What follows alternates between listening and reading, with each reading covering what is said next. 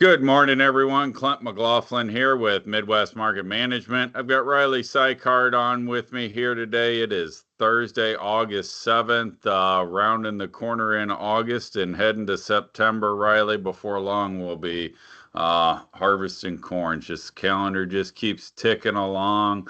Weather seems to be pretty just neutral, if you will. Yeah, we've been bearish for so long, and finally there's enough in the forecast to say we're tilting more in the neutral direction. And those are changes we've seen since Tuesday. So map's actually looking a little bit different today, Clint. So Yeah, well, let's dig right in and see what we've got in front of us. sounds good. Starting out here, 1 to 5 day. We knew this was coming. Heat for the southern states, especially that Kansas area that we mentioned on Tuesday. A lot of region in that area has been 90 plus for I'd say at least the last 3 weeks to a month, Clint. We've been doing this twice a week, and I feel like every week Kansas has been in the red. So a lot Yeah. of warmth down there. They are well watered enough. I don't think it's a massive issue by any means, but this trend continuing could start causing a reaction. So some heat there. Everywhere else, mid to upper 80s, and exactly what guys are wanting this time of year. The big change today, the 6 to 10 day shows the heat continuing ramping up in the south and moving up to the north, all the way through Nebraska and South Dakota, that western corn belt now. A lot of temperatures there in the 90s in that 6 to 10 day range.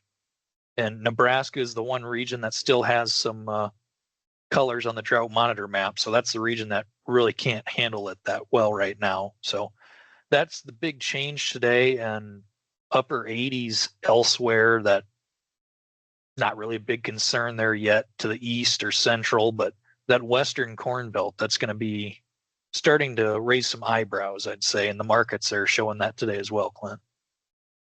Yep, I would agree. You're starting to push these temps up here, and a lot of Nebraska's irrigated. So, but nonetheless, now they're pumping wells.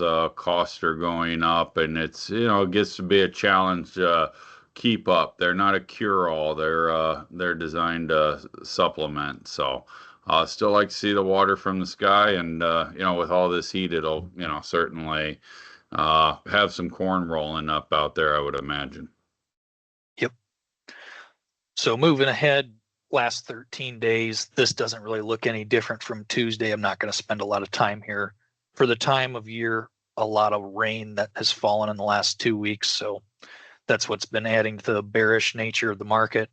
Drought monitor map, like I just mentioned a little bit ago, Nebraska and South Dakota does still have those regions that are having drought issues. So that's why this heat being put in the forecast is being reacted to. And like you just said before we started recording, Clint, not very often in a while we've seen corn, beans, and wheat all up in the same day. Yeah, I Which, thought my computer was broken, to be honest with you. so good to see there, and that's a lot of the reason why. Moving forward into the 1 to 5 day, um, looking towards the weekend, there's some rains that's supposed to come through Iowa and Wisconsin, as well as North Dakota's got its own pattern coming through. That's supposed to come through this weekend. Amounts have actually kind of been dropped a little bit from what we were looking at on Tuesday. So looking a little bit more spotty and not as concentrated. So this time of year, Clint, I wouldn't say that's anything new. It's August and rains get missed this time of year. Yeah. So moving into the 6 to 10 day, not very wet either. If you're in Wisconsin, it looks like you're going to get something. Everywhere else, some spotty chances, and that's it. So forecast starting to dry up, which I would not say is unusual for this time of year, but it's finally starting to take the grips away from the bears that have been beating the markets down so hard. And we'll see if this trend can continue or if this is going to be a short-term thing that gets played out before the end of the week. But in terms of weather, Clint, that's about it. Because when you throw the 1 to 13 day, put all the scattered stuff in there, it still looks pretty wet for Wisconsin, eastern Iowa, and northern Illinois. Other than that, not a whole lot going on. So on the weather standpoint, we got heat in the forecast in regions that can't take it very well. And rain has been dropped in amounts since on Tuesday. Other than that, that's all I have. Yeah, it actually, I mean, you got a lot of cross currents going into next week. Clearly, the report on Tuesday's got the largest trump card in the whole situation. But, I also believe that, this is actually a relatively important weather weekend in terms of how much of this rain materializes and what do the maps do when we come back in here on Sunday night and into early next week. Because there's still a lot of corn. I mean, we're pollinating here. There's still a lot of corn subject to change. Certainly a lot of beans subject to change. And you've also got, a lot of corn still filling. And so I think that, we're clearly not gonna, uh, worry about, oh, are we gonna have 175 bushel?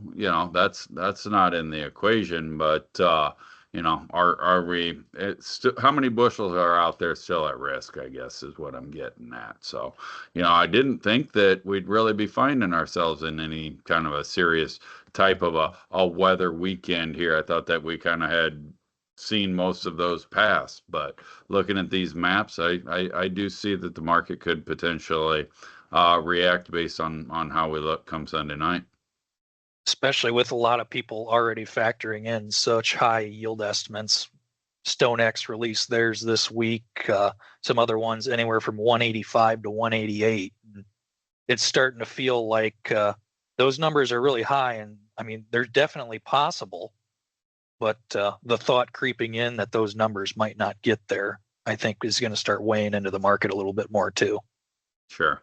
Yeah, well, a lot of time ahead of us yet, so appreciate you putting the maps together, Riley. I appreciate Markets Weather Group putting these maps out for us and giving us access to these. I think they've done our producers a lot of good over the year, trying to keep things in perspective from a national yield standpoint. So I appreciate everybody tuning in. Thanks a lot. You can check us out at MidwestMarketManagement.com. Have a great weekend, and we'll talk to you next week. This material has been prepared by a sales or trading employee or agent of Midwest Market Management and is in the nature of a solicitation. This material is not a research report prepared by of Midwest Market Management Research Department. By accepting this communication, you agree that you are an experienced user of the futures markets, capable of making independent trading decisions, and agree that you are not and will not rely solely on this communication in making trading decisions.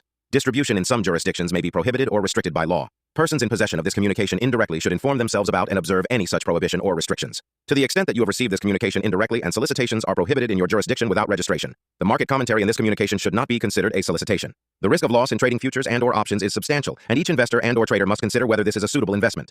Past performance, whether actual or indicated by simulated historical tests of strategies, is not indicative of future results.